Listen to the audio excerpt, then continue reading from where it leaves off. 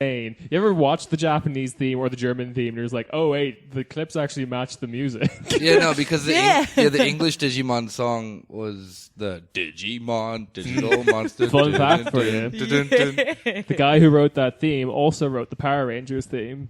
Oh, okay. He's a fucking champion of themes.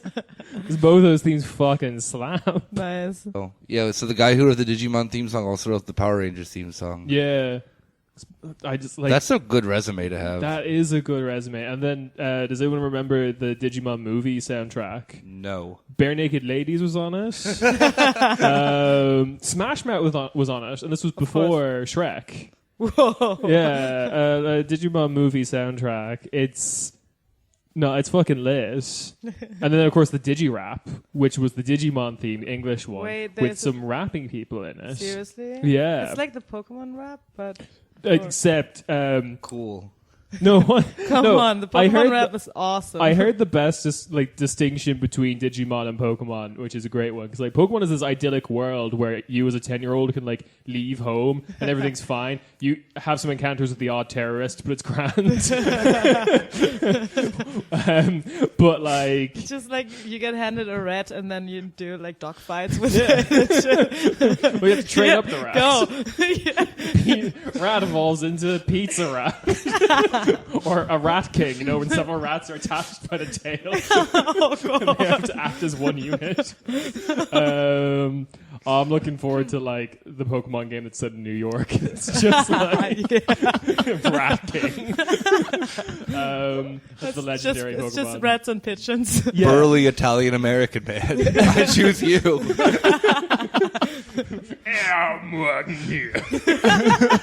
Big time Tommy, go!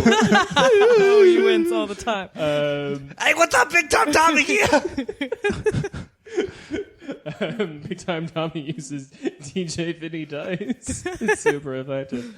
No, but the thing that happens with Digimon that like makes it distinctly different is like, all right, so you get to go out and you have fun exploring Pokemon, whatever. It's grand. Digimon's like, all right, here's your one Digimon. The entire fate of the world is resting in your hand. Oh, also, by the way, your parents are still getting a divorce. Real shit is still happening. Joe, one of your parents is still dead.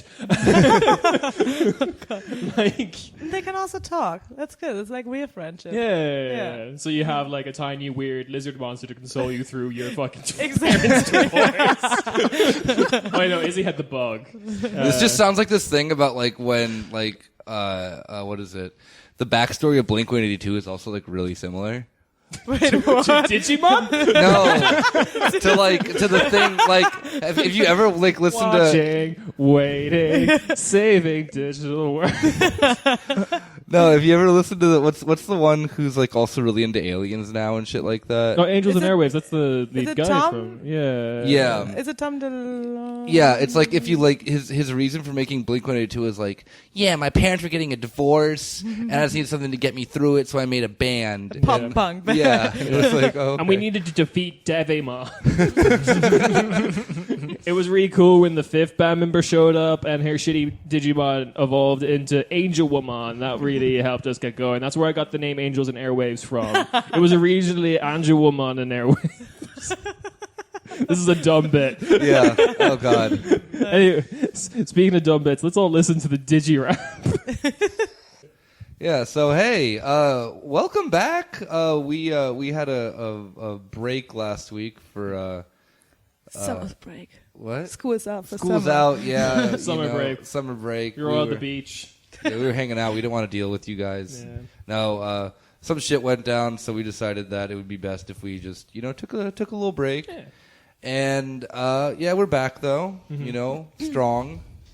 Stronger than ever, actually. I was about to say that. Without Rob again, because he's still doing ops in the United States. Mm-hmm. He may give us a message from the great beyond. He went over there to attend a funeral of a good friend of ours. Let's call him J. Epstein. That's too obvious. Jeffrey E. Yeah, so it's myself, Nick. You already know that Ciaran's here, obviously. Right.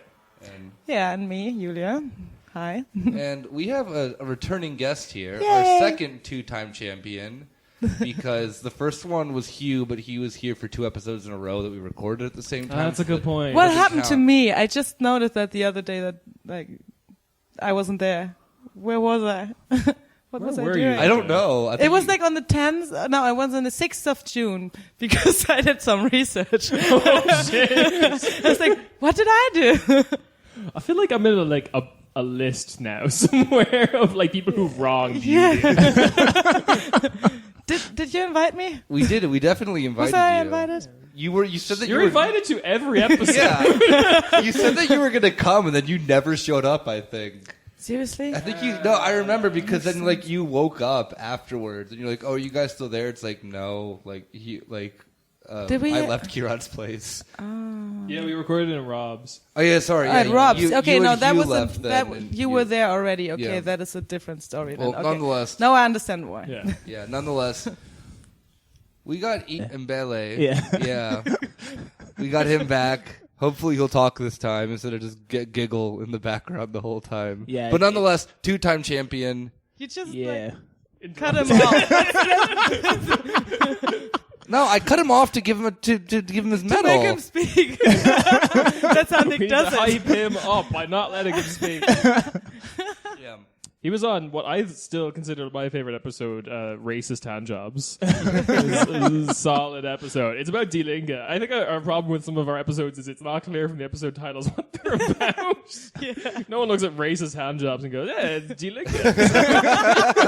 yeah, of course. That racist party in Germany. Ah, yes, of course. As opposed to all the others. But yeah, so we're here. We're joined with a good friend of ours. So that Ciaran will shut up about anime, and we're going to talk about tough guy things like sports. Yeah. And something that actually hang on. I'm sorry. Digimon is a sport. I'm sorry. How dare you?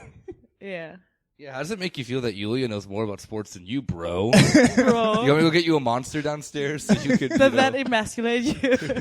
I'm not gonna lie, guys. I'm putting in a lot of effort to control my boner right now. I'm afraid it will tip over the laptop, resting on my legs. Yeah, but before we go into that, we're back at it. We're back on our bullshit. Woo! It's Megarika. It's Megarika. The wonderful contest where I tell these guys about one of Europe's richest people, and they have to guess where he's from. I say he because there is only one lady richest person. Did you just force them into this in order to break the glass ceiling? As an ally, I gave my millions in wealth to one rich lady to push her over the edge. No. So we will cover her at one point, I am sure, because we're going to get through all... how many more do we Wow, have? you sexist bastard. You're going to put her into a burqa? 48. We have 48 of these people left. So far, so people taking part in the competition know, we have covered Georgia, Bulgaria, Iceland, Romania, Italy, although they're still in the game, Cyprus, Denmark, and the Czech Republic. So today's Megarika. Megarika. Yeah, cue the Josie. the Josie. Yeah, we need Josie. All right. Net worth, 32 billion. Yeah, That's what's up. that's nice. I think I already know who this is based on the amount, but Is he married? go off, King. Yes, actually. I did know that. This is his second marriage, so who knows how long that will last. All right. I'm ready. Why are they rich? Petrochemicals. He owns the largest plastics manufacturer in Europe. Okay. Yeah. Fact number 1. He moved the headquarters of his company to Switzerland to save 100 million in tax, and because he was refused personal tax breaks by his country. Forced employees to accept worse employment terms and a 3-year pay freeze. His latest super yacht cost 130 million. And once stated that China has no union or pension issues. Okay. What? Like, Huh? Good. He does business in China, and I think he understands it. I don't know. is he also one of those like weird billionaires who probably like really likes China a lot, and then Probably really into that liberal democracy shit. no. Like the thing of like where they really get into like that. I'm just imagining like that really weird like billionaire thing where they really like wearing like kimonos, or I mean I know that's Japanese culture. Yeah. No, I know that, but imagining that for like a billionaire who like really likes going to China. So as far as I know, that was a thing because I think it was the 80s that like the United States and the rest of the West, as big a term as that is, was convinced that the next superpower was going to be Japan. So you have all these billionaires just being trying to That suck up, That was basically. actually the 80s, yeah. It was the 80s. 'Cause Exactly. That was because of like the labor organization, like the way they organized labor and factories. So it was Yeah. like Toyotism. Yeah. It's called in sociological yes, terms. Marxism, Leninism, Toyotism. Come on, it's like Fordism and No, shit no, like that. I And know. there was a lot of American research on that. How can we can we even convince workers to work as much as Japanese workers? And there were like cultural arguments saying like, no, Japanese just love to work without workers' rights and shit like that. We need to put the brain of a Japanese person into this guy in the Midwest. Exactly. Do some experimental surgery. Because that's for anyone who doesn't know. If you ever wondered why you watched like Blade Runner, the original one, and why they thought the future was like controlled by the Japanese, is because this was major in that Racism. period. Yeah, there's definitely like a similar thing happening with China. Sure, like everyone who advocates for the whole like, because it's always like rich columnists. You get the occasional every so often. Usually in August, because that's when a lot of sports leagues end and like governments are out of session, because the newspapers are looking for We're hot all just takes. like kicking our legs up, just Yeah. cracking a cold one, talking about China. But no, that's when like they have to like search for these hot takes for opinion pieces because there's nothing else to comment on. So you always get like once per year in Ireland anyway. In the UK, like we should be teaching our kids Chinese. Like that whole argument. That's the kind of same kind of thing of sucking up to China. Anyway. Still on fact number 1 here. One of his big, beautiful sons has been out of college since 2013, at the same time I got out of college, and immediately joined his daddy's company. In the 5 years he's been there, he's already in charge of of this nation's most used major pipeline system for transferring oil. He's like in charge of the whole thing. Fact number 2. I bet he worked really hard to get to that position. I'm sure he did. Fact number 2. He thinks legislators in his country... This is the Megarika. This Megarika thinks legislators in his country need to listen to the science on fracking. We should get rid of all these rules where tiny earthquakes are grounds to stop fracking. I'm sorry. Those pesky earthquakes. We need to listen to those scientists, the ones that my company has handpicked. He also receives EU and national funding for his company's projects, but isn't a fan of the EU environmental requirements. He called meeting those requirements an unjustifiable investment. I hate the tyranny of the EU. I really do. A plant of his was found to have breached these and other requirements 176 times between 2015 and 2018. Wow. Yeah. Someone's busy. He's just not following the rules. And there's been no consequences. Of course. Yeah. Fact number 3. He rang and corrected a national newspaper to say they'd underestimated his wealth in years in the national rich list that this newspaper has done. That one broke Nick. I love how that like the things that he gets pissed off about are like, man, why can't I frack more? And did you fucking say that I'm not as rich as I actually am? Like, oh my I will god. cause a major earthquake in your neighborhood if you don't correct this. Anyway, between the years of 2011 and 2019, he'd been planning a 6 million beach house in his home country. 5 times rejected by the local council, then finally approved on the 6th time because he had radically changed what the house looks like to fit the neighborhood. He made it ecological, blah, blah, blah. He fracks in his backyard. No, he wants clean water. Yeah, of course he does, because these people are fucking monsters. Well, you can buy his water. That is true. Yeah, he was finally approved on the 6th time because basically, after changing the plans to meet all the requirements of the community and applying 6 times, he proved to the community that he really wants to be a part of it. The community then got mad when it was revealed that he was personally moving to one of Europe's tax havens to basically dodge all the taxes of his home country after moving the headquarters to another country previously. Again, because of the national government to refuse to give him personal tax breaks.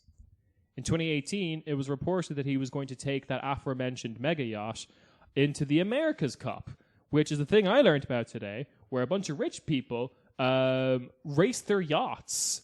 In 2021, where he's going to be competing, it will be in New Zealand.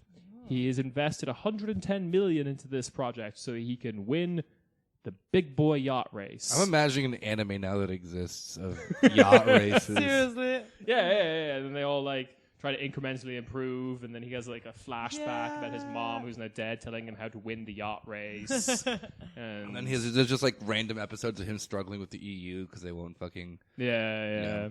And then like the girl that he has the eye on is called Sakura because, they just do that. I know it means cherry blossom. Fuck off.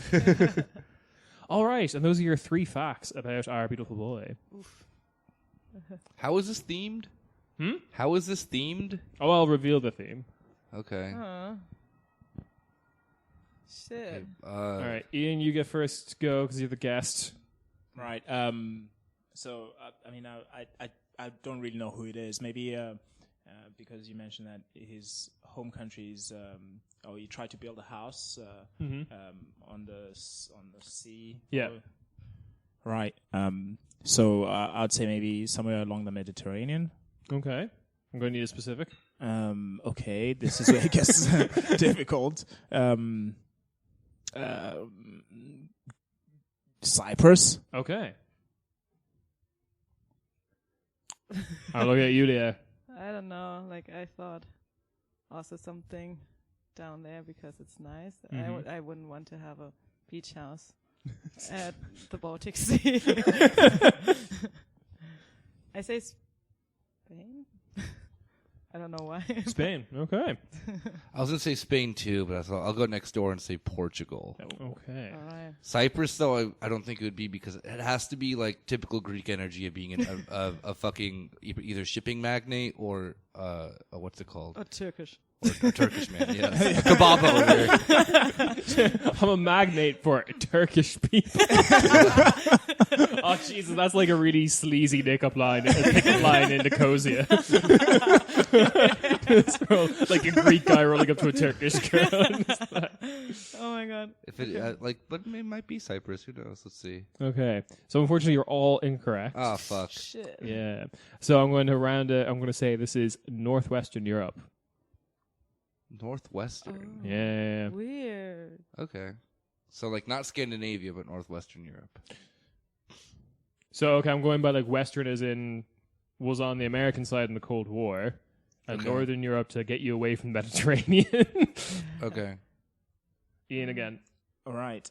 Northwestern Europe. You guys can ask clarifying questions if Plastics. Northwestern Europe. Sweden. you're okay. Nick. Netherlands. Netherlands. All right. Northwestern.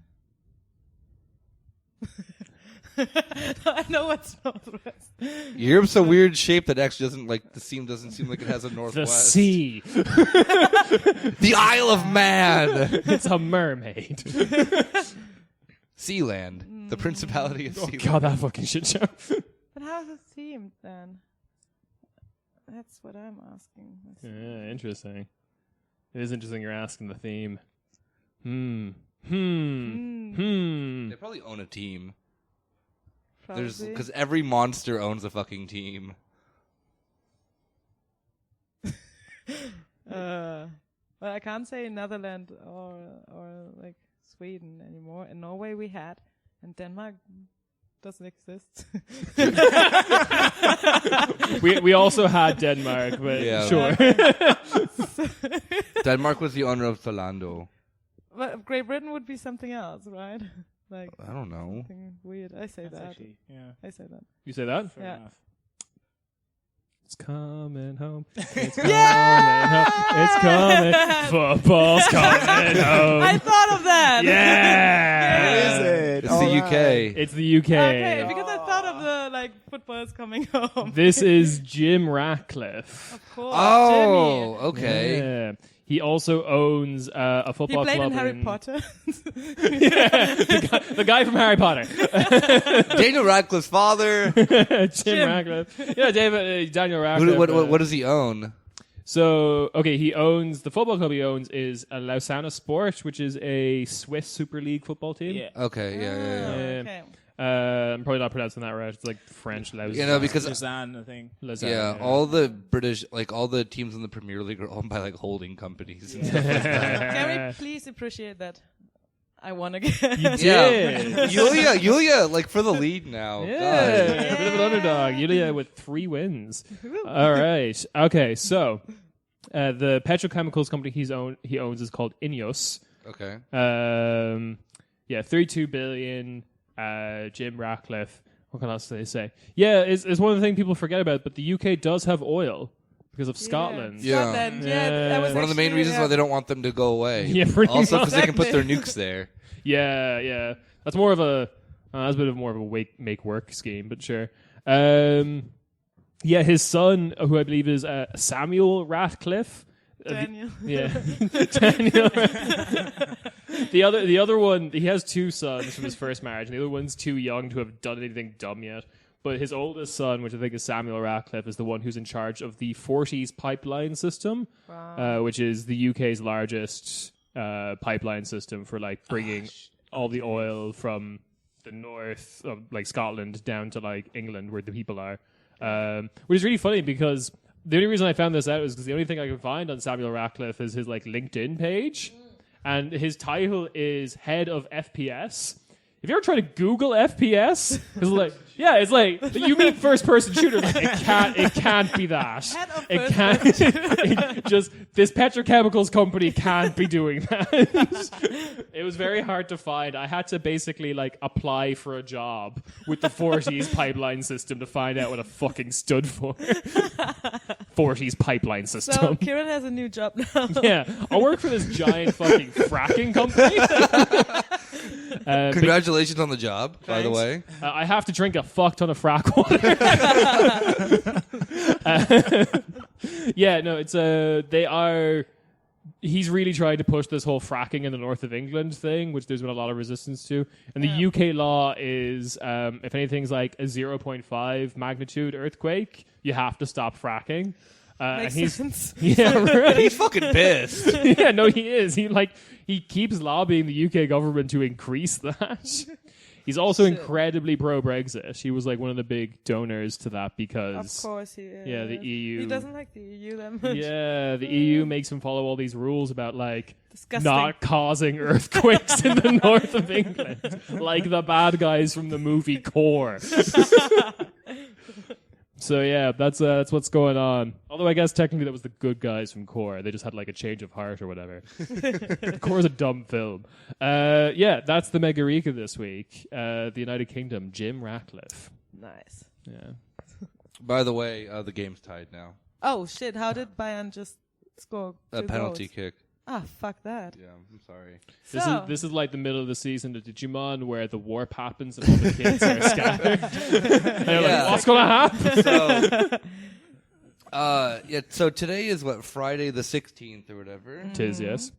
Yulia and I, and I'm assuming Ian, are happy because Bundesliga started, even though... Do you watch Bundesliga? I do, yeah. Cool, yeah. Awesome. So we thought that we would keep it in the theme And we would talk about football, but not just analyzing all the sexy players and who Yulia thinks is hot this time around. Oh, I can tell you. Agumon. But There's one on every team. more along the lines of how, like, specifically the sport has just become a monstrosity of I don't know, just of capitalism and just like all this other bullshit that then I guess we as leftists can get like mad about, but then like still like watch it and kind of be upset while doing it at the same time. Yeah. Realizing that there was that we're a part of something that is kind of evil. Wait, you only realize this with football? No. That's like everything. That's everything, obviously, but also then something that too within itself has a lot of working class attributes to it that then is being pushed out by particularly international organizations like UEFA and FIFA and whatnot. So everything was going well until about 30 seconds ago when Bayern and Hertha tied. So yeah, Very unfortunate. Yeah, and I guess like we all have this friend. that his name is Ian. No, it's not about Ian. Ian's like Tom from MySpace. He is everyone's friend. So yeah, this like Tom from MySpace. Yeah, we all have this friend that always like if you start talking about politics and football would say this is the sport. It shouldn't be about politics, and it's not. It's like neutral. Yeah. Yeah, so I think there are 2 anecdotes from Germany that actually show us how politics are very involved in all of this. So I'm going to start telling them, I Ooh, guess. excellent. For the people at home, because everyone here knows what you're about to say. Definitely. Okay. Yeah. Yep. You're definitely doing it for the audience's benefit, not mine. Ciaran is just sitting there. All right, I'm going to do that thing where I like as it becomes clear what word you're going to say, I just say it before you make it sound like I know what you're about to say. Or you just say it immediately after I said it and try to sync. No, it's like we're on the same wavelength. The same wavelength, yeah. It's like we finish each other's Paragraph. exactly. Rants. That's more like that. Okay, so there was this incident that what's his Aufsichtsratsvorsitzender in English? Is he Aufsichtsratsvorsitzender? I think so. Yeah, so like head of the like advisory council. Yeah, of the exactly. team. So there's this guy. He also gives money for the team, and it's Schalke. So Schalke is a team that is actually has like some working class history because it comes from the Ruhrgebiet, which is a traditional like mining city where a lot of workers lived. So Schalke was a football club that always had a lot of left wing fans. Their mascot is the greatest. He's a little miner who has a hat that covers his entire face and he just has a big nose. A super big and nose. he always gets like in trouble with the referees. Yeah, his name is Erwin, by the way. Yeah, Erwin. he's a miner and he has been he has gotten red cards during games before. Yep. That's how working class they are. My favorite Fuck the mascot by far my favorite mascot of the Bundesliga is Erwin. Yeah. So yeah, this incident. So this guy is like in general not very likable. He is one of the biggest meat manufacturers, if you can say that. Yeah. In Germany, actually, he has a factory around Reda Wiedenbrück, and I used to like drive by when I went to Münster. From Löhne to Münster, you pass it, and it's a cow and a pig, and they like their little tails. They like shape a heart together.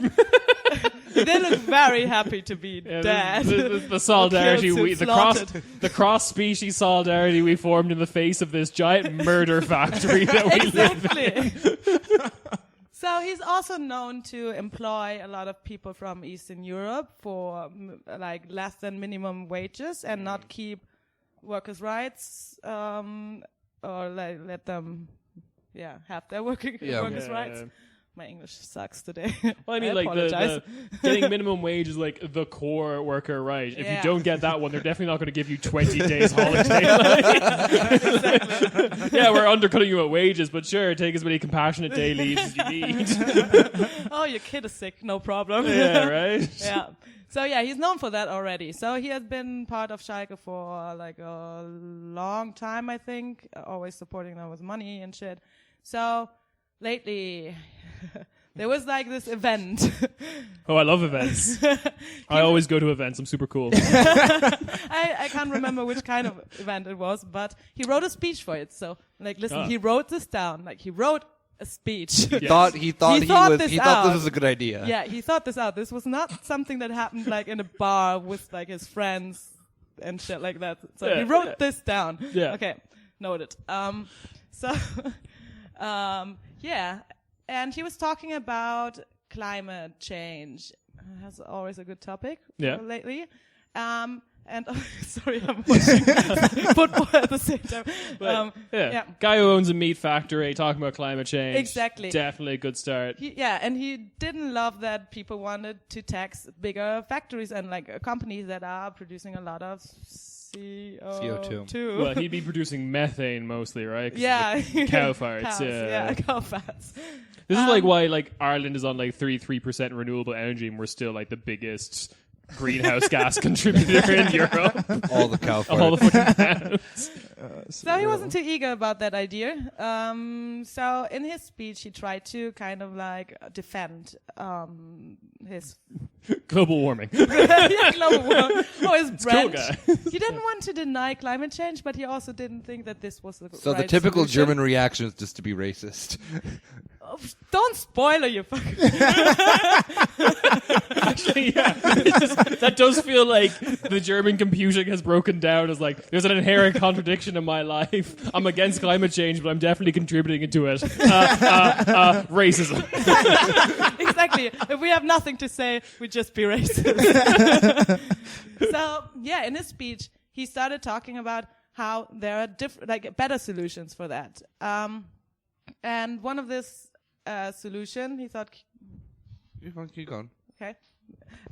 So his solution was to start with power plants in Africa. I don't know what that has to do with climate change, like actually, but his explanation was... He was showing he's a humanitarian. Exactly. He's a good guy. I mean, he helps Schalke out with a lot of money. So his idea was, rather than taxing big companies or big factories, why don't we just build power plants in Africa so that they don't chop down too many trees, because that's what they do during the day. And at night, it won't be so dark, so they won't have sex and produce too many babies. So This is ridiculous.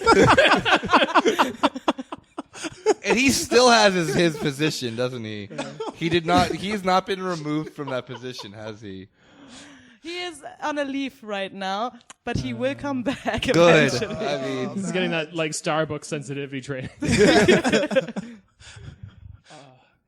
I love when someone's so racist they just have like a whole set of stereotypes for people you didn't know exist. It's just like it's like your uncle comes to you like Africans, always chopping down Always trees. chopping trees. I'm like, that's like the stereotypical German thing, because Hegel had this entire like race theory thing about Africans But he being. said they can never reach the state of like bringing together the idea, like the exactly. Zeitgeist and this other shit he's all about. And then Hegel, Kant, all of them who were like massive race science guys never fucking went to Africa once in their life.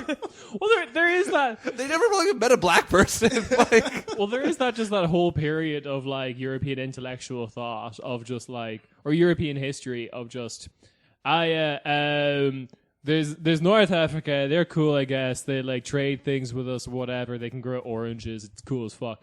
There is more Africa. They're up to something, I'm sure. But whatever it is, it's worse than what we're doing. Because that's just how I feel right now. So true. Yeah, definitely. I knew it.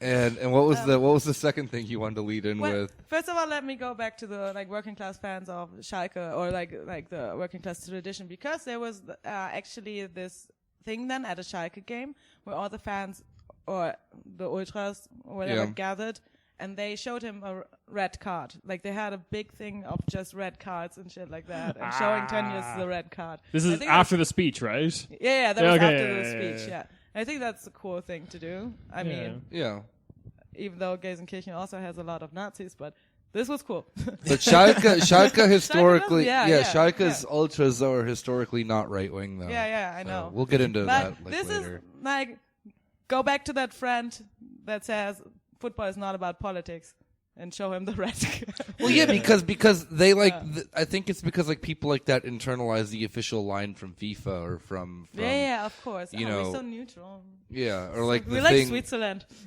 yeah, or A lot like of money. happens to be where FIFA's headquartered. They and UEFA. internalize they internalize the line of FIFA. FIFA, don't ask us what we think Africans do. Please. I'm firm in my beliefs, but my wife told me it's bad.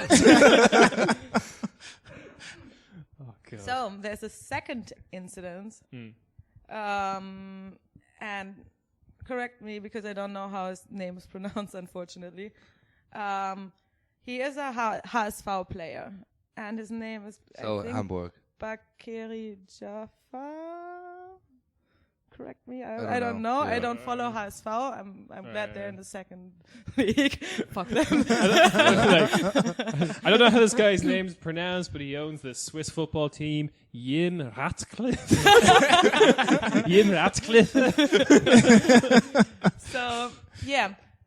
So this there was this thing that so he's from Gambia and he came to Germany as a refugee, and he well, now his trainers from Gambia came out and claimed that he's actually older than he said, and that his name is also not Jaffa or whatever his last name is. I'm sorry, don't follow HSV. And there was a duck. So there was a lot of trouble then with HSV because I don't know which team they played. Shit, I should have researched this better. It doesn't matter. But they played a team, and this team said like, okay, then his goals don't count because like there's like not a trial, but there's like an Anhörung. Where you could challenge the game after, then it's done. Yeah, exactly. Because then he under false claims. Yeah. And actually HSV came out and said like it's ridiculous how the press is talking about this and actually like affecting our player like that, because we choose him as a player not based on his name or his age but on his skills. Right. To be fair, it is HSV and they do suck. It is I hope they never get out of the second league because they're fucking atrocious. Yeah. No, I'm just But kidding. no, they stand behind him as a player, and that's kind of cool. And actually, this wouldn't have an effect on him playing there because he didn't tell them about his experience as a junior player when he was in Gambia. He actually he didn't not hochstapeln but tiefstapeln. I have no idea. Yeah, what that's you his German joke, so yeah, it doesn't make sense in English. So he actually hit the fact that he was already playing, and he did, because that would have been easier for him to get on the team if he said like, oh, in Gambia I was already like on a team that was in the league. A previous experience. Yeah, exactly. And also, like this whole discussion, so there was just this hearing now, and it looks like there won't be any consequences for him, because HSV, when they hired him, they actually did this whole like health check, whatever, to check his age, because they were kind of suspicious because They chopped his leg and counted the rings. exactly. That's how you do it. And it wouldn't even have any effect because, like, okay, the thing is that if he lied that he was underage, because you get, like, the process is easier, you know, to get accepted to stay and get a permit to stay in Germany when you're underage and you're not accompanied. But at the same time, he could just redo his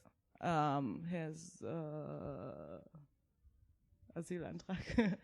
application. his application, to stay in Germany. And as he has a job, a very well-paid job at a Bundesliga team, it wouldn't affect his whole life in Germany. Like he wouldn't be. Damn, I hate these refugees coming into Germany and just taking up all the jobs as professional football players. I lost my job at the professional football factory. You're gonna fucking hear 50-year-old fucking German guys in like years from now at a bar being like, you see, like I could have made it. I could have been a contender, but a refugee took my job at the football factory. At the football league factory. Those Africans, they just wouldn't stop having sex, will they? Producing all the football players they sent to Europe. They just chop down all the trees, and then with all the clear space, they play football. Damn, wait. Yo, wait, hold up. Alex Jones hour here. Wait. Okay. All right. I have to apologize to the neighbors. All right. FIFA is setting up. FIFA is the reason why Africa's underdeveloped, so that then they don't have the power plants. So that then they can chop down the trees to make more soccer fields. Yes. So that they can then oh my god. So that then at night they can have more sex, and this game's distracting me, sorry. So that they can have more sex, produce more soccer players to export them to Europe. Yes. And at the end of all this, and that's why we need to get rid of Angela Merkel. It's just Africa is just one large soccer pit.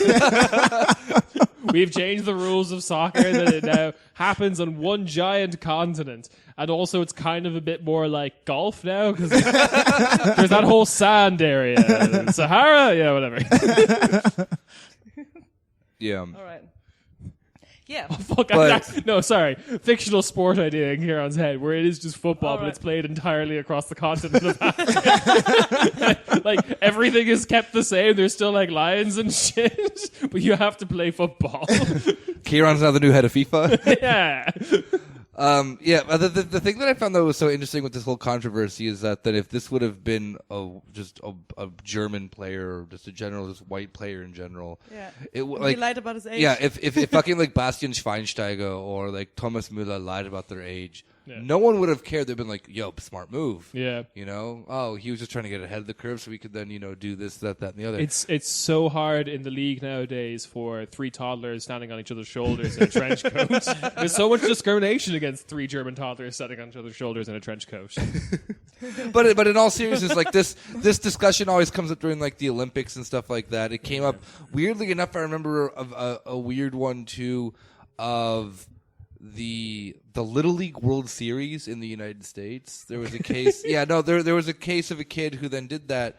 The kid happened to be black, and everyone flipped out about that. And it would not have been, but literally, the black kids exist. No, like literally, but it would not have been. I guarantee you, it would not have been a problem if it was like some like white kid's parents, did the whole like South Park episode where Cartman tries to get into the Special Olympics.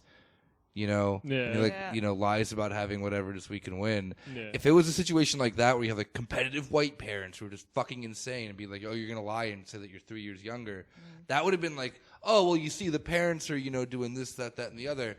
It would have just been a normal thing that would have been brushed under the table. But this became such a massive controversy in Germany out of just like Germany's more racist than I think people want to give it credit for. Yeah. And that, like, think about Uni's like, thank you. Like, we tried. Yes, I did do this. And it like, I mean, and I guess that ultimately like can like lead into like the like. Next part of like the thing though too is that then like there's like this bizarre I don't know if it's a project or whatever. It's just like a feel good thing that like UEFA does. Whenever you see during like Champions League games, like UEFA says no to racism, this and that, blah blah blah. Right. Yeah. And there's then these like penalties that then are taken against fans typically if they do racist behaviors. All right. Mm-hmm. which is good. Okay, like there was an incident I think 5-6 years ago where CSKA Moscow played against Bayern during the Champions League, and then a game before that they did some horribly racist shit, and like no one could go to the game. So you had a Champions League game that was played in an empty stadium, which is like one of the weirdest things to like. I don't even think that there was video of it. They're just pictures. Yeah. It's a really bizarre thing to watch, but you have instances like that You then have are that a lot, like people making like monkey sounds or throwing bananas Yeah, at yeah, black yeah. players. Yeah. yeah, bad, not Yeah. good. No. But then there's also like a second aspect to this because it goes into the sense that like Celtic fans in, I guess that's what Northern Scotland? Yeah, Scotland. Yeah. Yeah, let's say Northern Ireland. Celtic. Be it, yeah, they're very pro BDS, Yeah. Yeah. and UEFA continuously punishes them. Yeah. Yeah. In international competition, so that they can't so that either the fans will be banned or the team itself will then get punished a lot of times, so that then they either get a fine, the fans get a fine, or they'll just be barred from competition. Yeah. So this is actually really funny because this is one of the things I can talk about. So the situation is like that episode of Digimon where Gatomon realizes that he was one of the Pokemon from Digimon that was no. No, but actually, okay, so the reason that happens is because this two Scottish teams rivalry of Celtics versus Rangers is an imported Northern Irish conflict. These are Northern Irish people who moved to Scotland for work. Yeah, true. Because Yeah. I have friends that are like Irish and Scottish, and they all support like Celtics. And Yeah. So like this is the thing. Like a friend of mine, like and this rivalry is in Ireland as well. Like a friend of mine once, as like a joke, went into my very like working class secondary school with like "Go Rangers" written on his backpack. Does like a social experiment. As like what would have been back then like a fucking what's his name. Stephen Crowder. No, not a Stephen Crowder thing, but like who's the guy who went to the suicide forest? Oh, Jake Paul. Yeah, Jake. Oh god damn it! It would have been like a Jake Paul like YouTube prank type of thing if we had that vocab back then. No, he got beaten the shit out of, thrown into a tree. Because he had to like go Rangers in Ireland. No one in Ireland supports Rangers. Like the whole thing in Ireland is like you say you're Catholic on the census even if you don't believe in God because you mean fuck Rangers. But like, yeah. So this whole conflict in the whole conflict in Northern Ireland got imported to Scotland because of like a lot of Northern Irish people went to Scotland for work, and that brought the football teams such as Celtic and Rangers. Rangers vaguely represents the Unionists in Northern Ireland. Celtics vaguely represents the Republicans. But because of that, because there's solidarity between the Republican movement and the Palestinians, like there is like when you enter into free Derry, part of Derry that's like supposedly free from police control, there is just like murals of like Irish lads like shaking hands. Like it's literally the like two hands memes of just like With the Palestinian. Palestinians. But because of that, Rangers and then the Unionist community are now like all Zionist.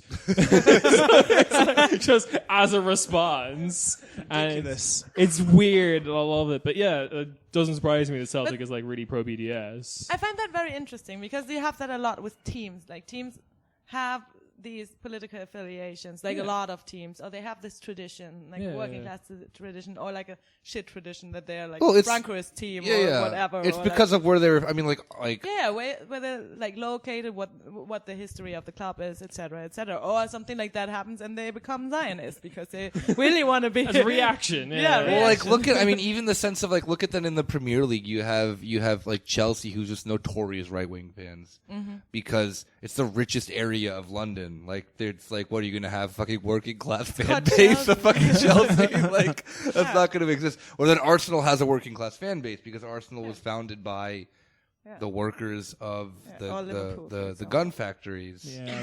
You know? that's why it's called Arsenal. That's why it's called Arsenal. Yeah. And isn't there there's a I want to say it's an English team that is like fan owned and like community owned. Like everyone is a shareholder or something. It's like Sheffield, I think, or something. Yeah. I think it's like a team in the third league, but I they're not, know like, which one you very mean, big, yeah. but yeah. Because I know like a lot of Americans really support it because they like really gravitated towards the concept of just like, oh, as a fan, I'm a part owner of the team. well, every German team's technically that. Yeah. You have 51% of ownership. 51, yeah. 51% of ownership of any team in the Bundesliga has to be owned by the fans. However, it's very convoluted because, I don't know, like the Bundesliga is the hardest like league because I think with the like. I don't know. You see it with especially with like the Premier League or with the what's it called, Liga 1 in France or whatever. The amount, like just the amount of just like capital that is built into these leagues in like the last 10 years. I mean, like the PSG or well, what? for example. that you have it just like in the sense too that then like football club ownership has become that of like, oh, I'm a Qatari oligarch. I'm rich. I want a football team. And there was like a tree that the Guardian put out like the beginning of last season of who owns what teams. And there's just literally just a connection between like Russian and Qatari oligarchs. Pretty much. And that was it. Like those are the only countries that were pretty much represented. It's awful. It's awful. I think the only different one though is the team from Leipzig. Which was Austria, yeah, which is Red Bull. Yeah. Well, awesome. I'm sorry, I was a little late to this conversation because I had to Google it, so I don't remember the exact name of it. But the other thing that like very political and football related that I feel remiss if we don't mention it is the fact that like the newspaper The Sun in the UK is still banned from being sold in the entire city of Liverpool. Good. Rightfully so. Yeah, right? It should be banned everywhere. And people point to that being like that was the only post-industrial city in the north of England that didn't vote for Brexit. Yeah. And they're like, I wonder Liverpool. why. Good on them. Oh, Liverpool's really cool. I love Liverpool. And Yeah. even that's the thing that then so cool with that club right now is that in the sense of They like have a very nice trainer. I love him. They have a I very- loved him when he was at Dortmund. I still love him. I should mention the reason the Sun is banned is because of the portrayal of the like Hillsborough incident where like the Sun sided with the cops basically, Yeah, and they were makes like sense, Liverpool and all the Liverpool businesses were just like no fuck off. Yeah. But what was I gonna say? Oh, like even yes, Liverpool still falls into the category of that. Although they have a working class fan base, they're owned by the same holding company that owns the Boston Red Sox, and Manchester City is owned by the same holding company that owns the New York Yankees. There's a weird connection between two cities on either side of the Atlantic that are just basically Irish now. Yeah. Boston and Liverpool. And the thing that's been so funny is that they're like, so the Yankees and Red Sox in the U.S. have a massive like rivalry, like biggest baseball rivalry in the U.S. And they've been trying to like manufacture a made-up rivalry between Man City and Liverpool that just never existed beforehand. Yeah. And now because they're the two best teams in the league, like arguably, like I mean, not even arguably, you can't deny the fact that they're the two best teams in the league, Manchester really. City, You can't. No. And they're trying to make a rivalry just simply out of their good, like not their histories, because Man City's history is like Man City is also. I think that like if I'm not like mistaken, their political history is also like pretty similar. Am to I right? Liverpool's. I don't know. Yeah, I would. Yeah, also say but I think that you could still manufacture like a rivalry like that. I think that's true. Like you have, for example, you have in Germany all these derby rivalries. When, for example, Gelsenkirchen, Schalke plays. I don't know, another city that is also like very. Dortmund. I wouldn't want to mention it, but yeah, Dortmund. But Dortmund has another problem. Dortmund has a Nazi problem. Oh, Dortmund. It's so unfortunate because they're a great team and I love them. Not a great problem to have. Yeah. But yeah, this is like a derby situation. But Man City and Liverpool are not next to each other, so It's like it's literally like a U.S. thing of trying to like make the CIA. the CIA is trying to make football more appealing to Americans. So then that's why they're owned by Americans. And the thing that then actually the funniest thing about Liverpool is did anyone see the movie Moneyball?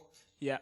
All I've right, seen it. the guy who Ian, then I didn't. yeah, the guy who does the statistics about how to like so the whole thing it's a true story about the guy who then takes the Oakland Athletics and uses statistics and all this nerdy shit to make them into a team where they have to spend the least amount. It's the most neoliberal bullshit, spending the least amount of money to have the best team, and then over the years, the Boston Red Sox start using that mentality. So it's very weird that then a thing of baseball comes into football. But they start using that mentality, and then they win the 2009 World Series or 2008 World Series. I don't remember. It doesn't fucking matter. They won a World Series after not winning a World Series in 86 years. They won it through then like the statistical management with a massive budget. They had like a budget of like $200 million or something like that. And then when the holding company that then owns both of these teams of Liverpool and the Red Sox, there's actually an article in the New York Times where Liverpool starts doing this method of not looking at players based on the sense of like how good they're perceived, but on like statistical analytics of like, what's their probability of scoring a goal when they're in like this and this and this minute, like boring shit, all the stats that then like are now with football done, by economists. So they're just nerdy and shit.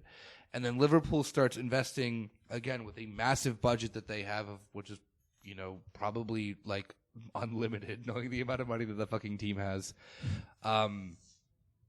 They start having these people come up to Jurgen Klopp during the games, during training, and they're like, "Oh yeah, you guys, I saw the game that you played, like the final against Bayern in 2011. This and that and that." It sucks. Yeah, and he's like, "Oh yeah," he's like Jurgen Klopp was so excited because he's like, "Oh, you saw the game, like you saw how then this and this and this happened and this went wrong," and they're like, "No, I didn't see the game, but I can tell by the statistics about how you did this and this and this wrong." And that mentality of gameplay has been injected into how Liverpool plays, and it's absolutely bizarre to see then just this very like neoliberal method of thought process going into then how then the sport. And given like Liverpool they won the Champions League last year, like there's no denying that they are a very good team, but that then the sense of like the scientific analytic, I would argue neoliberal way of then breaking down a game has then ultimately inject from like, has become then extremely dominant in a sport that already was like nerdy to begin with. Like football fans will tell you about like they can name out the fucking offside rules. Yeah. Could be nerdier.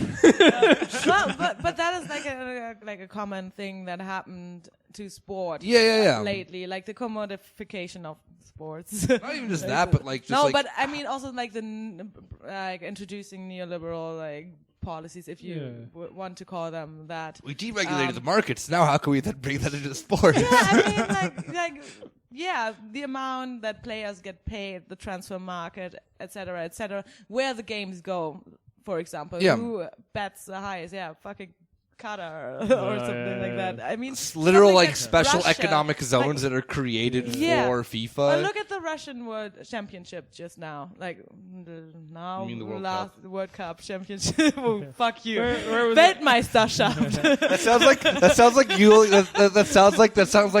like the World Cup is trademarked and we can't say it on the podcast. So you have to say something else.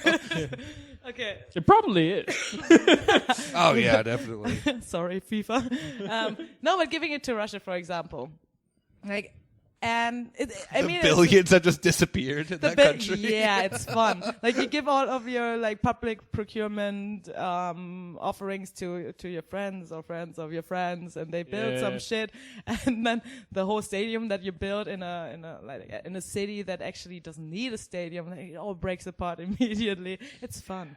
It's fun. I mean, I think the other side of that as well is that the exact same shit happens with the fucking Olympics. Oh yeah, Yeah, all the it's stadiums so in cheap. Brazil that just are like unused. The same thing actually happened in South Africa as well, where they built all these stadiums and then they're not being used right now. It's sort of like white elephants there. They're there for like ridiculous, yeah. they're there for when like a Seriously. natural disaster hits and you need to put people somewhere. That's like all they're for. True, yeah. Then you put them on the football field or Yeah, something, or on the like running field or whatever. Yeah, because it's like but like I think it's only when people started hearing about the Olympics, because even like there's even the John Oliver spot on like how the Olympics fucks over cities, because I think it's still in a lot of people's heads. They're like, oh yeah, the football league, that's commercialized. It's always been commercialized, which is not really true. But This is like the 70s. This is actually neoliberalism. Actually, Yeah. when it do you starts with see that shit, when do you see sponsors coming on teams' jerseys? yeah, It was in the 70s, Yeah. and they were like kind of like silly because it was normally just like a way of like, oh, how do we like generate extra revenue?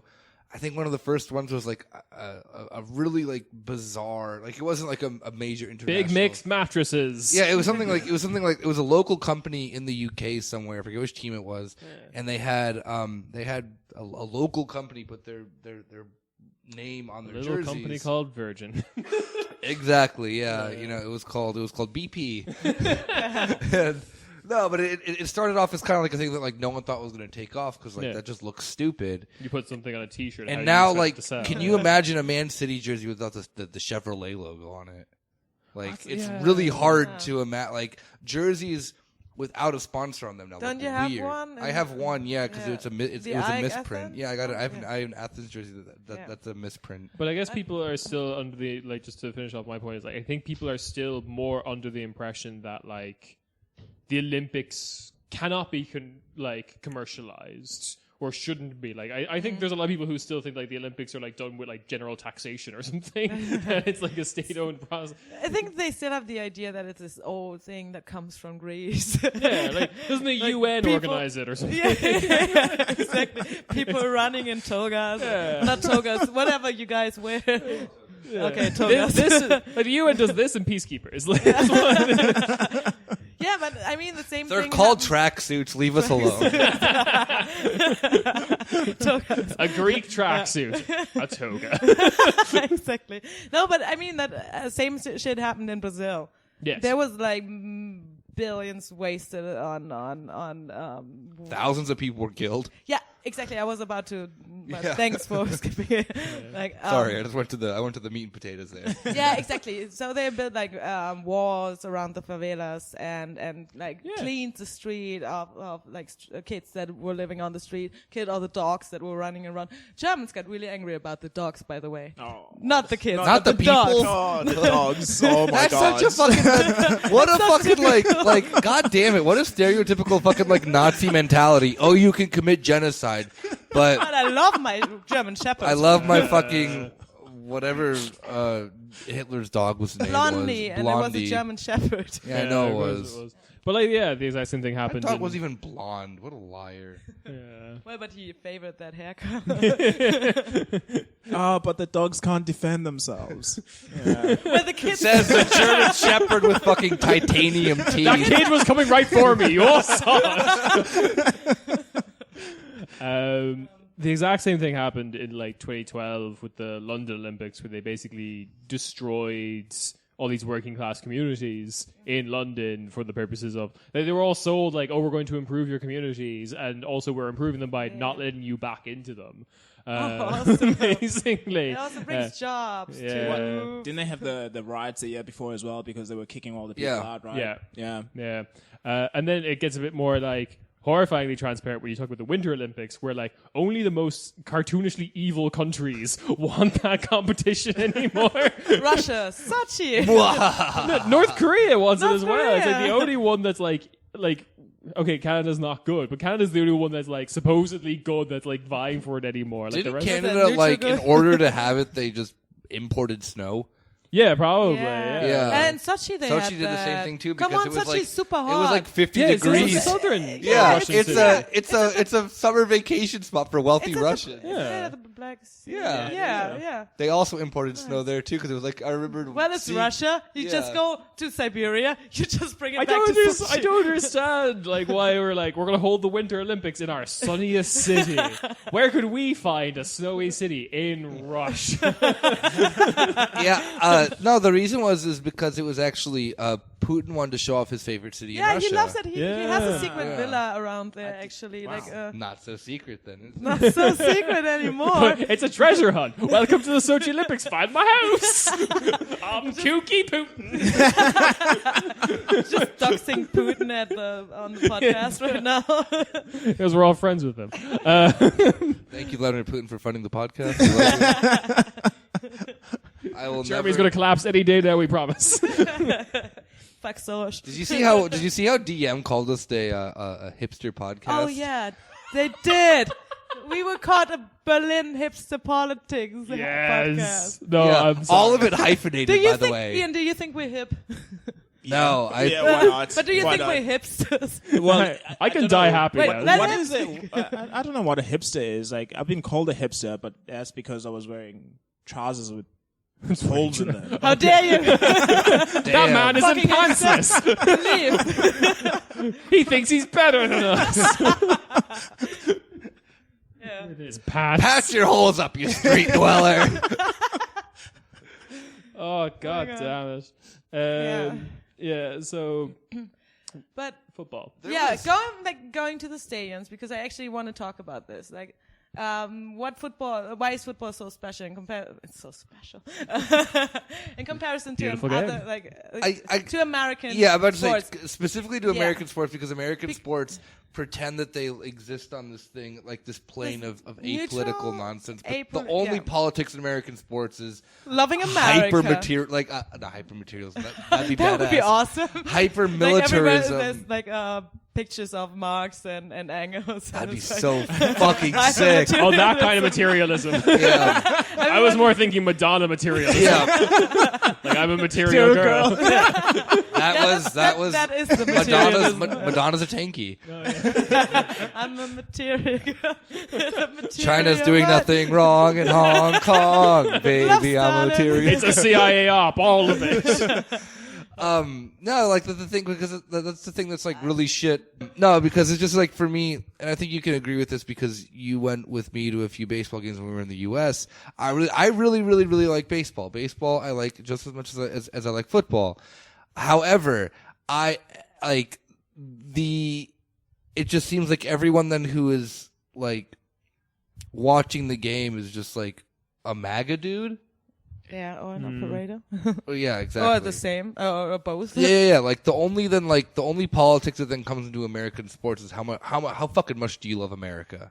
And I think that then in football, American football and basketball, there's like a backlash from that a little bit. Yeah, at least you have a bit of politics.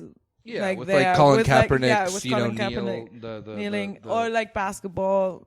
basketball's like know, really it's- liberal. compared yeah, to that. But exactly. it's not explicitly like there's no like I can't There's point no at fan a with like things, Yeah. like a banner or something like that saying, I don't know, fuck. yo off. fuck ICE. That'd Oh, be fuck sick. Though. That'd be ICE, fucking. or- yeah. That'd be fucking sick if there was like I can Yeah. imagine then like the Phoenix Suns fans, if they were radical, they could then do that. However, this is the thing that's then so interesting is that because now, especially like in Phoenix, they have a second league team that then is there called Phoenix Rising, which hilariously enough is owned by Diplo, Okay. the DJ. Oh.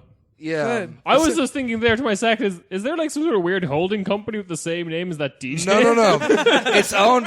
The team is owned by Diplo and Pete Wentz of Fall Out Boy. Oh. All right. So they're a second league team. The U.S. does not have where you can advance up to leagues though. Right, yeah. So they're just continuously in the second league, and because it's the U.S., you have to buy into the next league, and you have to then do all the things, whatever. Yeah. But the fans are sick. The fans are like all like part of like the Latinx community, and they're all radical leftists. Awesome. And they've injected this sense of because politics. they know how football works. Yeah, exactly. like sorry, but And they've like it's weird that then in the sense that this is the only sport that in Arizona of a second league football team that then has at every game they have like Antifa flags and shit like that. Awesome. And they have a bunch of shit that's about like fuck ICE and like really like standing strong with the like Latinx community in Phoenix, but you don't see that with any other professional sport because it's pushed out by the by the NBA, the NFL, and the MLB. Sorry, when you say football, you mean soccer? Soccer, yeah, sorry. Yeah. It's So in an American confusing, context, isn't you it? can get it was a. Maybe make your point first Okay. because I want to talk about like the general. So the really quick thing I wanted to say is that like I'm really kind of loving. I've seen little tidbits of it as well, and I'm not a big sports guy, but I've seen little bits of like America discovering like soccer, football, in like taking it on enthusiastically. Because there's similar thinking happening with there's a football club in Atlanta. Yeah. Yeah. Yeah. They're getting like really into it, and they're bringing a lot of that like what I would consider very American kind of I don't know what you would call it, like this weird kind of showmanship that happens with American sports of like colors and mascots and cheerleaders, Yeah. dancers. But Atlanta FC is specifically then the thing that's really cool about it is that the black community is really involved with their fan base. It's really Yes. like yeah, because grassroots. it's and they're also because it's Atlanta, but yeah. No, but it is Yeah, because it's yeah. Atlanta. So a lot of people within like the Atlanta trap community and stuff like that. Yeah. Not actual trapping, but trap I know what music. you mean. All the trap rappers. Atlanta is still big in the fur trapping industry. Things have not changed since the 1600s. But no, like That's the whitest response I've ever heard to the word trapping. yes, I fulfilled my niche in the podcast. Nerd. But also, like, the other thing that happens with the Atlanta football team that I really like is because their colors are coincidentally red and black, they've all become anti-fat. Yeah, they're sick. Wait, they're so they're fucking NCOM, sick. so- Yeah, they Awesome. straight up are fucking like That's they fucking they awesome. like that's the thing that's so cool is that for some reason this aspect of the game is like, and I don't know why it's only this like only can be soccer for some reason, has implemented in a sense that then like, oh hey, this is a room where we can be like radically left wing. Okay, For some can we reason talk is the about that? only politics that then that American soccer fans take, maybe because they're just like all a bunch of like snarky liberals. Yeah. And then they like radicalize themselves, which is pimp. Through soccer. Yeah, that's awesome because actually that is something that is very unique to the soccer stadium. Because if you compare it to other sports, actually there is no room to express yourself in that way, in that Saying kind that of me way. sitting and eating a hot dog and drinking a beer for 4 hours. Exactly. It's not doesn't me. doesn't make you like riot against the police. No. My favorite part of the of the Ryder Cup is when Tiger Woods turns to the camera and says, "Punch every fascist you see," and then he goes on to the ninth hole. Exactly. There's Tiger at the 9th hole. He is taking out his red Bible, laying it to his It's left. also because like He's sports- raising a fist. I mean, sports in general, like sports. Okay, it's a weird story with sports because, like, in the 1800s, sports was very like frowned upon by rich people in Europe, for example, Yes. or like Yeah. somewhere, like everywhere. I Gotta guess. show your wealth and how fat you are. Except for horses doing sport, you watch them doing sport. Dressage. Yeah. The horse is now rolling up. Is turning to the camera and saying, "Death to all fascists." I like your kind of sport. The horse raises the fist.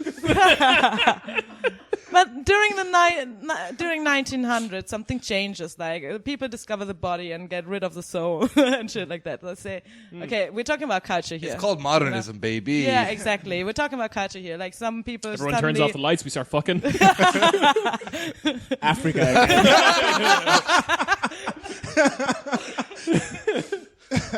Oh my god!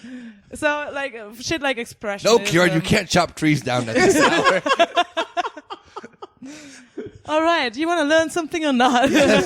I'm sorry, it was too easy. Okay, yeah. So sports suddenly like people start to talk about like körperliche Ertüchtigung, and that sounds quite like Nazis right It now. is. It actually was, Yeah, was very yeah, much yeah, adopted that's by Nazis. I don't know. No, but yeah, people discover the body.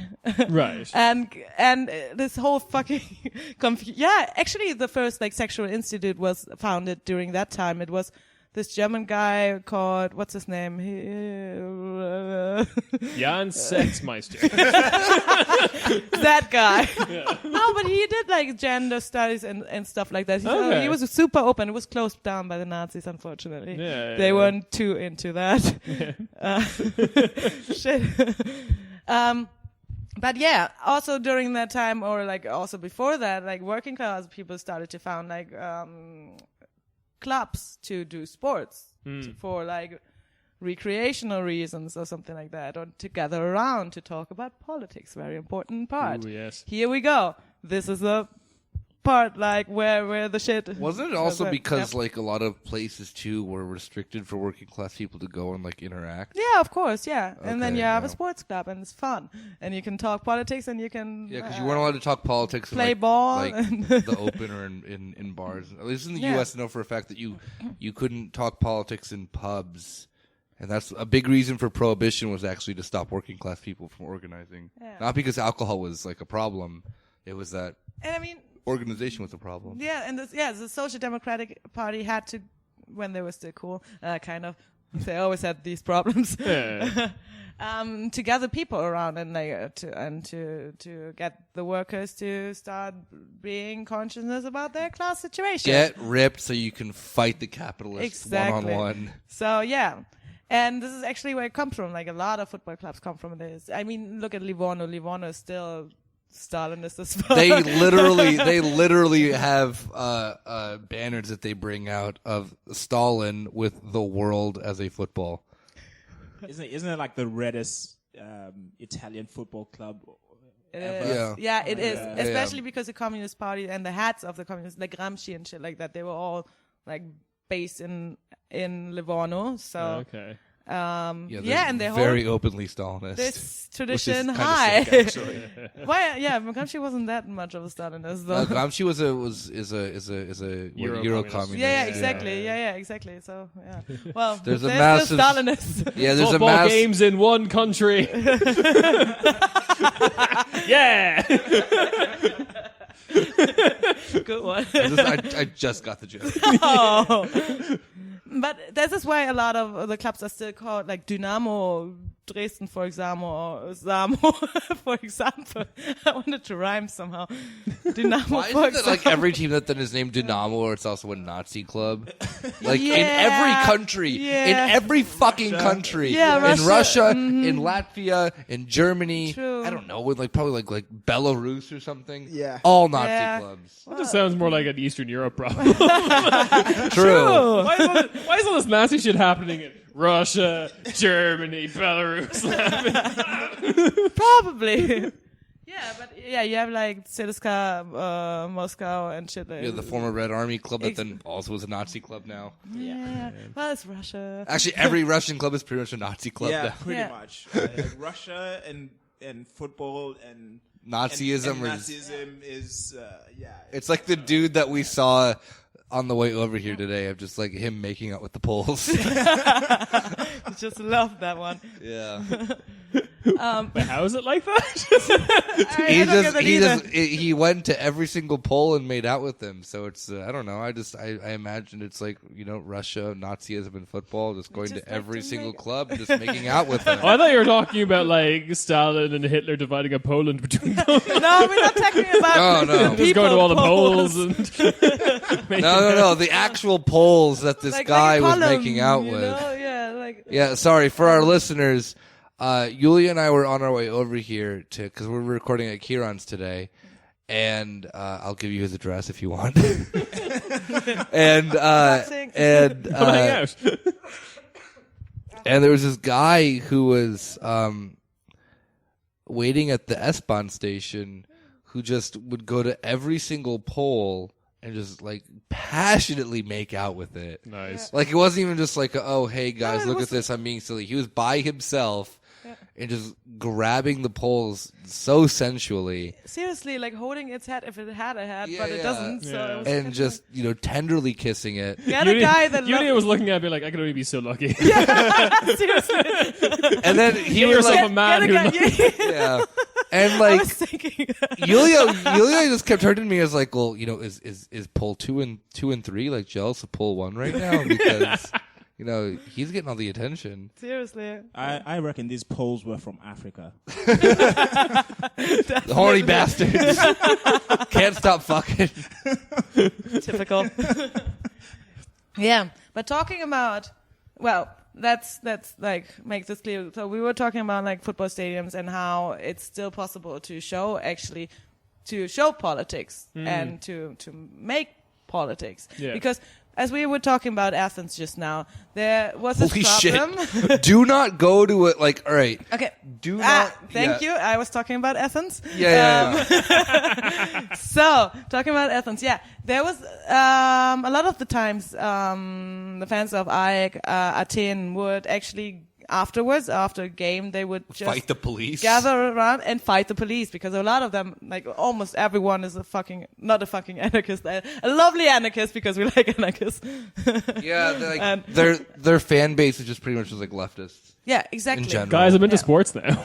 Yeah. What is this? They would it is like fun. it eventually became to the fact that then so there have been cases where they're fans, so they have like a fan triangle with so it's Athens, Livorno, and Marseille, which are all historically left-wing clubs.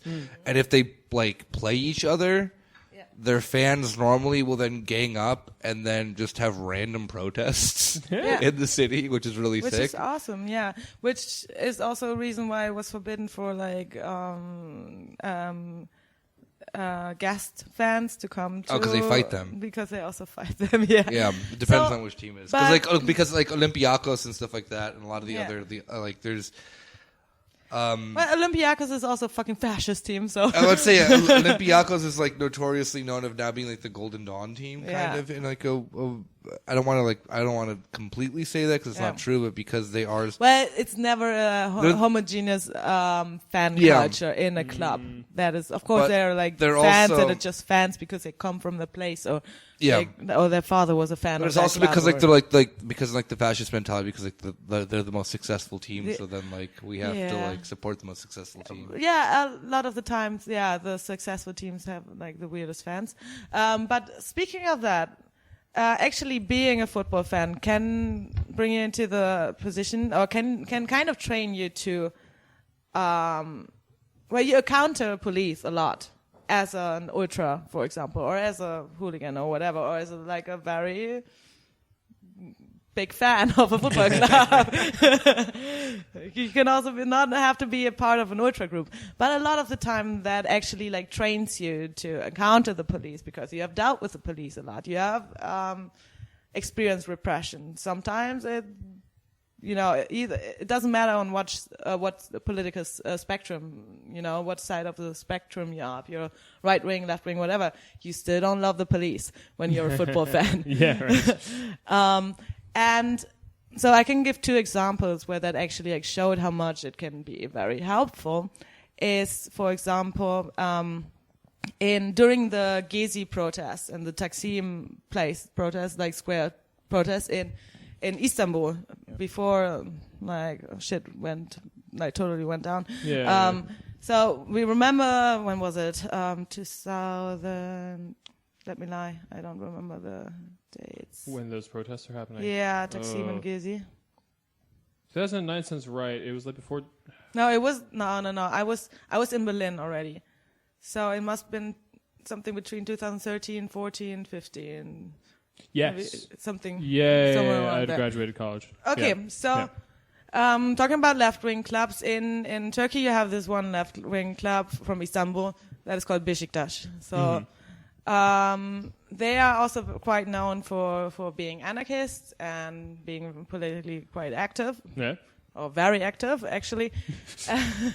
So during these protests, It's also the favorite club of what's his name? Who's the actor from Vacation? I don't even know what Chevy Chase. Really? No, here's the thing. So there is no, it's really funny. Hang on, I've been led down a path. Yeah, all right. So there was a Coca-Cola commercial that has Chevy Chase in it. It takes place in the U.S. but never airs in the United States because Coca-Cola is not sold in the United States. Yeah. And the entire premise of it is that Chevy Chase goes around the U.S. and all of his friends are drinking Coca-Cola and are secretly Turkish. So they're like, there's a guy that he meets in the diner in the morning. He's like, "Oh, hey, did you see the game last night? Your team Beşiktaş, like they played last night. Didn't you see the goal? This and that and that." And Chevy Chase is like, "What are you talking about? This and that." And then he like drinks Coca-Cola and then he becomes Turkish. And then at the end of like there's like there's like a 5 yeah, exactly. Then he starts denying the Armenian genocide. No, at the end of like there's like a 5-series commercial thing. At the end of it, he has a mustache, and it's so fucking cool. Nice. So yeah. It is No, it's a nice Turkish Chevy anecdote. Chase's favorite team. So during the protests, a lot of the people didn't know how to deal with the police or with police violence, even though they lived in Istanbul. But a lot of them were first-time protesters. A lot of them were Kemalists and probably not so engaged into protests before, because they're too centrist. Yeah, Kemalist is like Because Kemalists, Yeah. because Kemalists fucking suck. Yeah. That's my hot anyway, take they on were that. still protesting. And you had a lot of Besiktas fans actually coming and supporting them, showing them, okay, this is what you can do if there's tear gas. This is how you can protect yourself from, I don't know, what kind of shit. This is like, we can protect you. So they actually taught them they've been on the streets. living on the street, dealing with the police, direct action stuff, all of that. So this is football fan culture. There is also the opposite example, Ukraine. Oh, good. Everyone's a Nazi. But the football team fans just came to the protest and was like, guys, just give up to the police. They're your friends. No, well, as I said, every football fan hates the police if they are real ultras or something like that, or hooligans. Doesn't matter which spectrum of politics you're on, like which side you're on. Like, what side of the spectrum you're on. That's what I wanted to say. Yeah. Anyway, you got me. Even like Nazis, regardless of like football of course, fan like culture. AS Roma fans, they got very angry when one of their fans, who was like a Nazi, was like Lazio and AS Roma fans came together, joining forces against the serious? police. Yeah, I know. Yeah. There was a fan who was killed like 6 years ago. There was a or fan whatever. killed at a gas station or Oh, something like no, that. Yeah. shit. By the Okay. police, yeah. And I they cannot joined believe forces. I that. know, right? Yeah. So, same situation in Ukraine. They really hated each other. They also loved beating up each other, and they were all right-wing. So the hooligans. But after Maidan, because we can't say Euromaidan anymore because they don't want us to call it that. Who doesn't want you to call it that? Ukrainians, because they say it's more about Ukraine than the EU. But whatever. We call it Euromaidan. Fuck you. Who's the imperialist, you or them now in this situation? Not sure. The Ukrainian told me what to think. What's happening? So, yeah, after Maidan, a lot of the hooligans who were right-wing anyway, but who used to beat each other up because they liked different teams, Yeah. decided that after fighting at the front, like what front it is, Donetsk, Luhansk, Maidan, whatever front, they just fight it for Ukraine, they can't fight each other anymore. Oh, that's so beautiful. It is. It's a very romantic right-wing love story. So they all took up arms and formed the People's Republic of Donetsk. No, that's the Russians. Oh. These are Ukrainians. Oh. Get your politics straight. I love when the opposition is united. Yay! Yeah. No, all Ukrainians. The only Okay, wait, hold up. Are they getting arms from the U.S. yet? Are they imperialists then? No, it's just I'm just asking a simple question. The I don't timeline of know. this, I don't know who gives Ukraine its weapons. Actually, The U.S. does. Joe Yes, Biden's of son. Joe Biden's son. Okay, of course, it's because if And- it's against Russia, then it's And probably what's his name? Wasn't it? Well, it's actually Arsenal because they're also arms dealers. No, who was the guy who was indicted in the Trump thing? Was it George Papadopoulos, who then also hilariously has the name of a former Greek dictator? Yay! Why would you name your kid that? Like, one, it's the most stereotypical Greek name. Second, like, you named it for a dictator. Or who's the other one? Fuck, I don't know. They're all so stupid. Benito Well- Mussolini. Exactly that guy. Yeah, that guy. So yeah, they don't Yes. fight each other anymore. They because they said, "Oh, we fought together. We can't fight each other anymore." So now they decide to fight other football clubs, like Right. foreign football clubs. Oh, cool. Yeah, I mean, and join forces cross like the border to- into yeah, Poland and just start punching exactly, people. and become like vigilant groups and shit like that. So, and set Russian houses on fire and okay. yeah, there was like this incident and I forgot how it went down. I don't know. I just remember it was a group of football hooligans. Football hooligan, something, Russian house on fire. Exactly. Yeah, exactly. That's Cool. the story. Yeah. Good. Oh, I So- love it. Yeah. So this is fan culture actually, and there is a lot of like potential, or maybe maybe this whole gathering, chanting together, and rooting for the same team actually like evokes some kind of like, of course, like feeling of togetherness and shit. You sing the song, you wear the colors, you know. But like the thing too is that depending on the team of what it is, like the politics. If it's good togetherness, like or bad together. Like if you're like, let's say that then you're a fan of Lazio or whatever. Ooh. Let's. But let's say that you're a fan of Lazio. Yes. You're a big fan of Can't Lazio, imagine that. but you're not really a fascist. You know, you don't buy into that whole fascism thing. Are you like can you really? Are you really a fan? No, but like in all seriousness, because like a massive part of the identity of being a fan of Lazio is like being just a massive apologist to Benito Mussolini. Yeah. Same thing with being a fan of like Real Madrid, one of the best clubs in the world. Franco. Everyone fucking forgets that they are a massive fucking Francoist club in general. What isn't That's in why Spain? Barcelona is in Atletico Madrid, and which is still in the same city, and what's it called in the north? Bilbao is they're Baskenland. I would love if Barcelona was like really into the CNT FAI. You guys are into Franco? Oh, fuck you! And this weird anarchist republic that existed for a bit. I think that there are like branches of their fans that then are that. Oh, cool! Yeah. The thing that then is really funny though is that Madrid, because they've gotten so popular, like as of late, they've tried to ban their Francoist fans, which kind of can't happen because it's deeply integrated. Exactly. Because like Real Madrid is like was the favorite club of just like the generals of Franco's regime. Mm.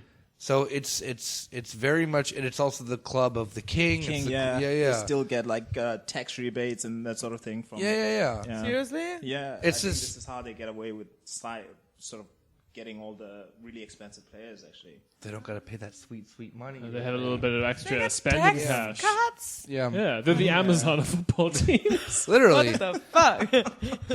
And it's like kind of the thing that then like the way that I've always kind of internalized it is that like where in other sports you can enjoy a team and then not be political about it. I always think in the sense that if a team has a political backdrop to it, let's say that you can't be a fascist and be a San Pauli fan in Germany. It's physically impossible. No, that is impossible because the you, whole like, team is based on its politics, kind of.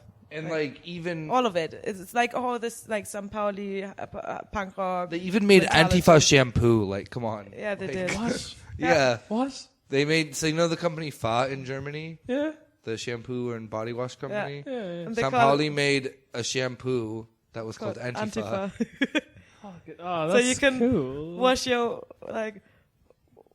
Where was this kind of understanding of sports when I was a kid? This only happened like Welcome last to year. football, Ciaran. But or like even like smaller clubs like Yulia and I like to go to the Babelsberg games. Okay, sorry. And they're all like they're all Shout out different- to Babelsberg. Yeah, shout out seriously.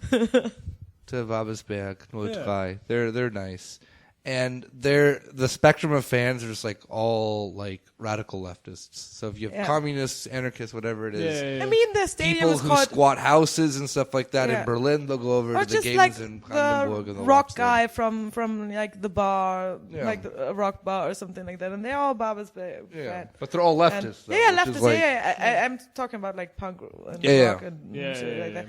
And I mean, it's fucking called the Karl Liebknecht Stadium. So They fly flags of Rosa Luxemburg Rosa and Karl Luxemburg and Karl Liebknecht. Liebknecht. Okay. That's Yeah. pretty cool. I didn't know that. No, Babelsberg. you should go. They're really fun This games. is just down south, right next to Wannsee or something. Yeah, exactly. You want to come? We Yeah, should the go. games are like 6 euros. They're really Okay, fun. we're going to games. But I legitimately enjoy a lot of the time going more so to those and Yeah. like a Bundesliga game. One, they're cheaper, but the community that you have around these games is much more than the interaction of that.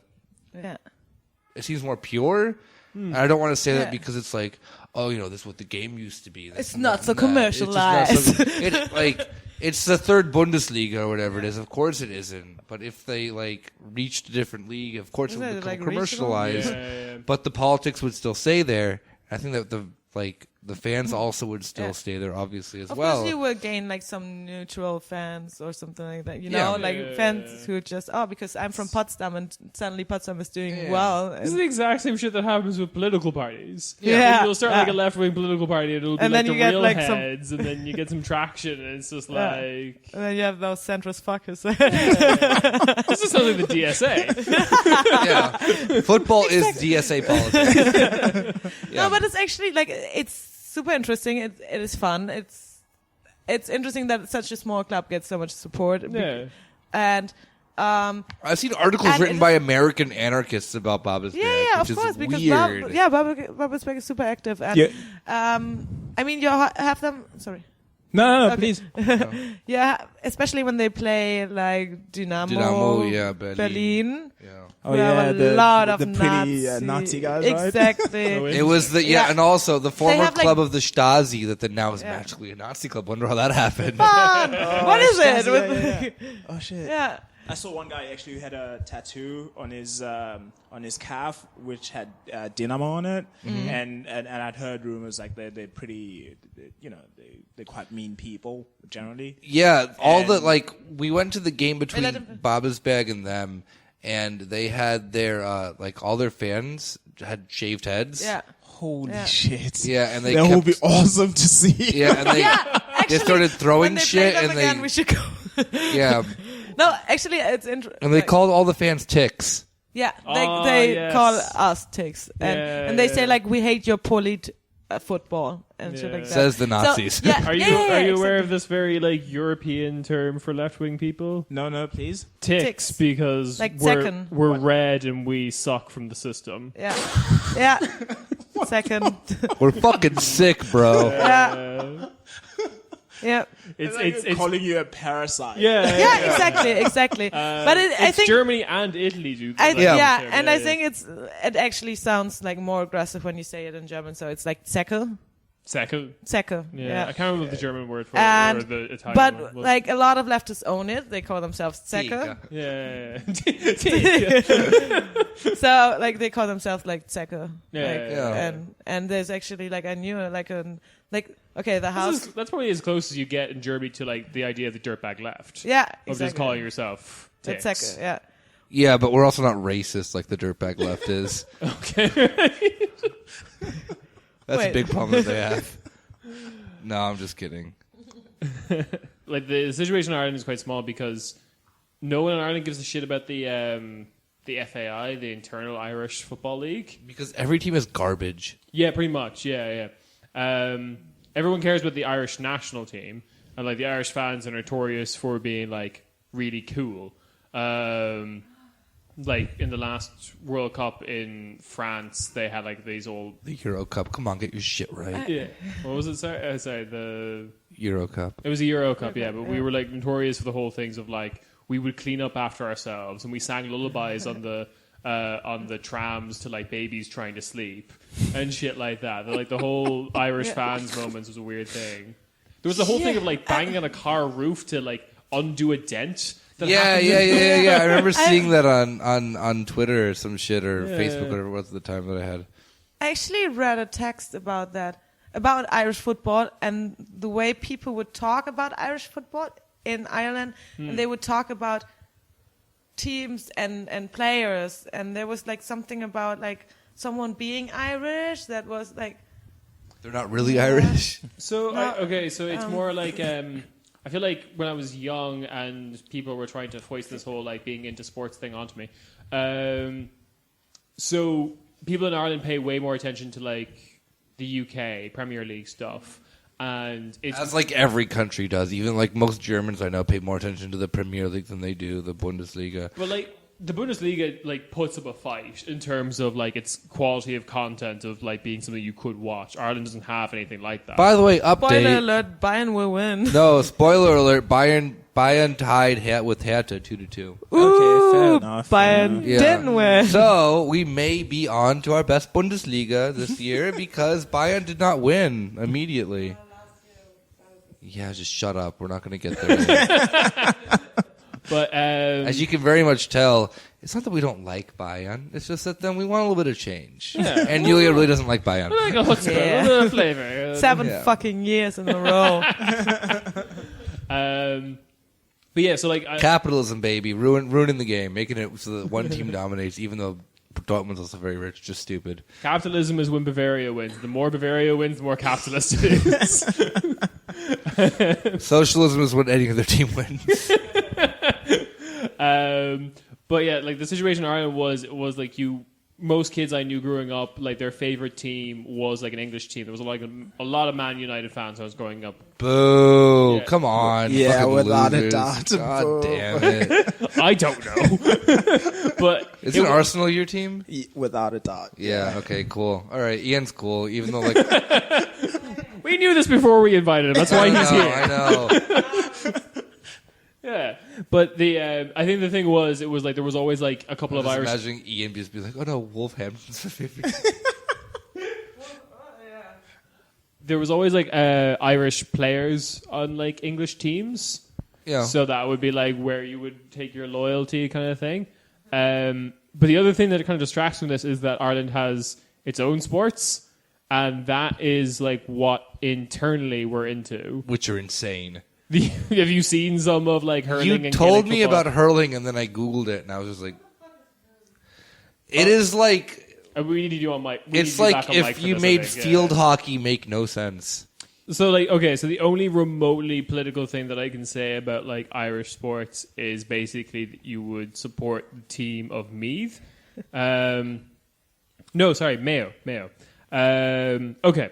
So there's 2 Irish sports that basically distract us from having our own internal football league, which is Gaelic football and hurling. Mm-hmm.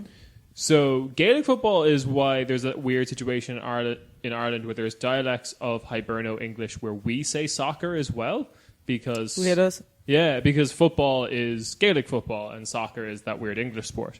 Gaelic football is, as Ian said, Australian rules, because Australian rules is Gaelic football. You have to kick the ball into your hands every 3 steps, or you're traveling, basically. Yeah, so like every 3 steps, you can hold the ball, but every 3 steps, you have to either kick it off your foot or pass it. All right. Yeah. It's like basketball with foot. Yeah. Feet. Similarly in hurling you have field hockey is the closest thing that everyone would know, but a hurl is like really flat and wide at the end as like a giant stick. Okay. And again, when you're running with the ball, you have to keep it at the end of your stick in front of you, like balancing on it while you're running with it. All and right. again, every 3 steps, you either need to flick it in the air and get it back at the end of the hurl, or pass it to someone else. Sounds like lacrosse, though, doesn't it? A little bit, yeah, yeah. Right. It's notoriously like some people say it's the fastest sport in the world. Woo. Faster than NASCAR. Motorsport, That's not a good point. motorsport. Faster than Digimon. There's nothing faster What's up, than Ciaran here with the Digimon report? But yeah, so those are the 2 sports, and they kind of like distract, and they were like from football, and they were a part of like Irish identity and the like Gaelic centric nature of Irish independence, yada yada yada. But the only like remotely political aspect that I can say about that is that the county of Mayo, which is out in Ireland's like northwest, it's above Galway, which more people would know where Galway is. The county Mayo has the most political team because you would have a lot of like foreign nationals kind of like as a part of the team. There's a lot of people of like Pakistani descent, but they all have like strong Mayo accents because that's where they're born and raised. But a lot of this comes from the fact that that's where Ireland puts its fucking concentration camps. Oh. Ireland has a system called direct provision where we shove all of our refugees and asylum seekers while they can't work and they have to last on like €20 a week for their entire family. Oh, like Australia. Yes, They it's have very, an island for that. Yeah, very similar situation. But because of that, the teams in Mayo tend to be very diverse. And there's this like kind of political statement in supporting Mayo over the county you're probably from. Yeah. That's the extent of it, though. Other than like, it's a weird thing of like the Cork hurling team is like really communist, but the Cork Gaelic football team is really fascist. Oh, you heard it here, folks. Support Cork curling. Hurling. Hurling, not curling. Curling is that Hurling. weird Curling Canadian is the Canadian true, sport. true, true. Curling is that thing on ice where you brush the ice. Exactly. And yeah. It's basically just cleaning. But the reason for this is that like the colors of Cork are red and white, but also the name for Cork is the Rebel County. So Woo! yeah, because Yeehaw. that's where all the like insurgency came from. Yeah. Because everyone was trying to govern Dublin, and then Cork was like, "Hang on, we can blow up some shit." So like the hurling team became really communist and like anarchist because of that. But then the Gaelic football team was like, we'll take any flag that has red and white on it, and then they started flying the Confederate flag.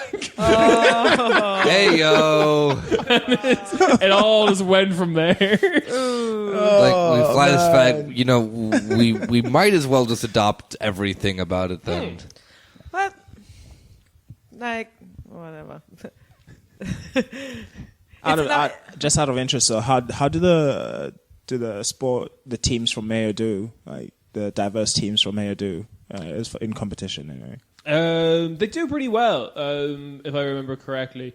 What's the one county that's basically had like hurling wrapped up for years and years? I think it's Kerry. Kerry has like one. They're like the Irish equivalent to Bayern, basically. You mean Kerrygold? Yeah, as in Kerrygold. Kerry's a real place.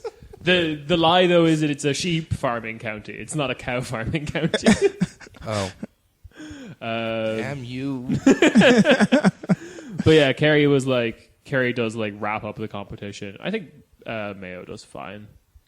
On that note, I hope that then we can enjoy the Bundesliga season this year. We saw that Bayern tied against Hertha, so Yeah. that is Maybe a, that's that a is a good good sign. start. Yeah. There is faith. Maybe something can happen differently. And thank you so much, Ian, for coming by again. Yep. It's an absolute pleasure having you here. Thanks for Thank you, having me. Ciaran, for destroying our brain with Irish sports. Sorry No for one this. cares about him. And we'll see you guys next week. Hopefully, Rob has a secret transmission coming for all of our true fans on the Patreon that we don't have. Yeah. Go sports. Go sports! All right. And yeah, we'll see you guys next week. Take care. Bye. Bye-bye. Change into digital champion.